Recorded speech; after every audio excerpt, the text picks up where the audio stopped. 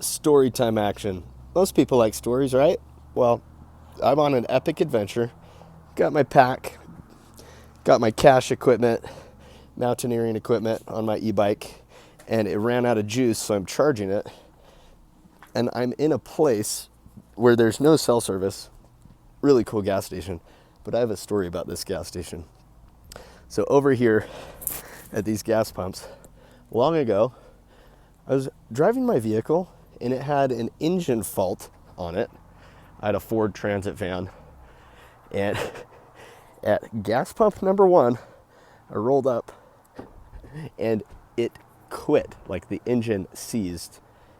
And I'm in the middle of nowhere. I have no service here. The gas station had just closed. Closes at 11 p.m. and I had rolled in at like midnight. The dude was wrapping up that was here. And I made friends with him, the guy, the gas station attendant. And I was like, well, crap. I was like, is there anywhere that I can use Wi-Fi? And he's like, no, I have to bounce. I can't unlock the doors once they're locked at 11. Like, I can't go back in.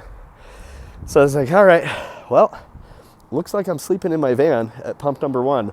Just let the people that are opening in the morning, please let them know if you can that there's a dude sleeping in his van at pump number 1. Okay, because I don't know if I'll be able to fix it in time this evening. I might have to fix it in the morning or wait until you guys open and call a tow truck or something. And the funniest part is the dude that was running the gas station, he didn't even have a cell phone. And he's like, no, like the owners, I literally can't open the gas station again. I was like, it's all good, dude. I'll sleep in my van. I've done it many times in the past. It's all good. Rugged experience, right? So I'm posted up in my van. I couldn't get the engine fault. Like, I checked all of the fuses and everything to try to figure out what the heck is going on with it. Because that specific thing, I later found out it was a recall from Ford. It was a recall component. So, long story short, I wake up in the morning to a sheriff knocking on my window. I'm in the back of the van in my sleeping bag, shivering because it's wintertime. Oh my gosh, it was so freaking cold. It was so cold. Even though I had all of the necessary gear to survive it, if I wouldn't have had a blanket and my sleeping bag, I probably would have froze to death. Or I just would have had to stay up all night doing push-ups and just like running around the parking lot to stay warm. Because that's what you can do if you have to raise your core body temperature. But the sheriff's knocking on my door, my window. It's a lady. And I'm friends with so many of the sheriff's department and the police department in these like municipal areas. And I roll up, I've got like a major bedhead. I'm like, hey, good morning. She's like, oh, I'm glad you're alive. I'm like, we didn't know. We just got a call that there's a person in the back of a van at pump number 1 at this gas station in the middle of nowhere. I'm like, yep, that's me. What's your name? My name's Michael. Nice to meet you. Do you need my ID to check me out or anything? Like, seriously, I'm not a threat. My car just freaking broke down last night, and I was a little bit stranded. Just a wee bit stranded. Me and this sheriff just had like a good hard laugh. It was so funny because she opened up. She's like, well, honestly, situations like this, we roll up and there's like a person that is not really currently LIVIN in the vehicle. So she was pleasantly pleased that I was a kind human being that was willing to have a good hard laugh at like, it was like 5 in the morning, 5 or 6 in the morning. It was super early and it was bloody freaking cold.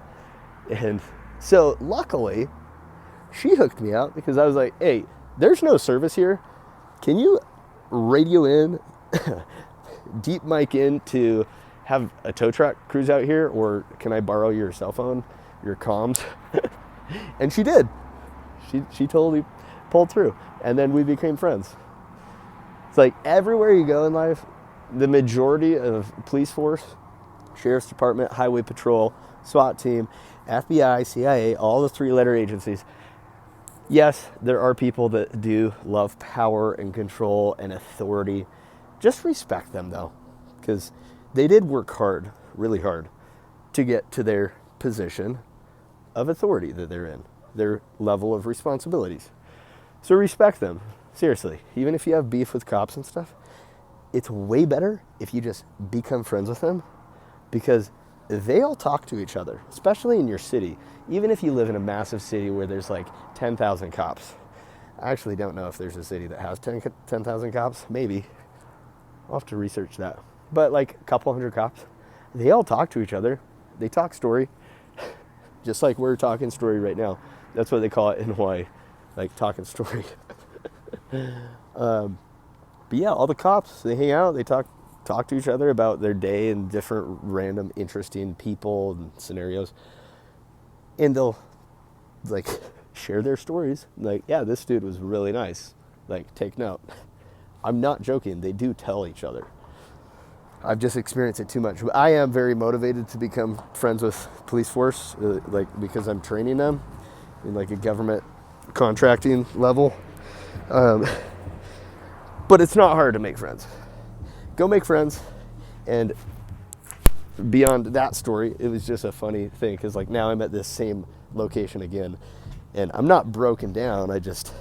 I know this next 35-mile segment of my trek, I have to have a full battery pack. Otherwise, it's gonna be a little intense, especially in the middle of the night, because I bike at night.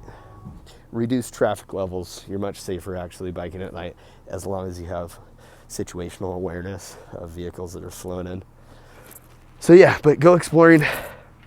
If you find a sweet spot, put a cache in a tree, high up, ratchet it in with tie-down straps, put a marker on the tree, and then you've got a cache of equipment for like sleeping bag, tent, some food, some water, some tools, so that you can further explore. Because where I'm going up on this epic mountain. I don't want to have to bring all of this stuff with me again when I go back up there, so that I can go another segment of my trip further, because I'm going deep in the mountain range. And one day I'll have a helicopter, and I'll have my helicopter's license, and I can just drop off cache boxes along the way, or I can just fly my helicopter to the exact location that I want to pursue. But you don't have to do like gnarly exploring like I'm doing. And there are people that are way more intense than I do it, for sure. Maybe. There's all different levels of there's some people that canyoneer hardcore. Canyoneering's something you got to be very careful with. Some people free climb hardcore. Some people jump off of cliffs with squirrel suits. I'm doing that soon. That's going to be fun. But yeah, just like get out of your freaking comfort zone. Like dissolve your comfort zone and realize that the whole world is yours to explore and to enjoy, and to just like live your life to the fullest, but always be ready. Always, always, always, always be ready. And eventually I'll do a proper EDC dump of the specific items that I carry every single day on my person, everywhere I go, like everywhere I go, all the time. Okay? Over and out. If you do ride a bike, wear a helmet. Okay. Stay hydrated. Stay safe. Have fun. Remember who you are. Over and out. Later.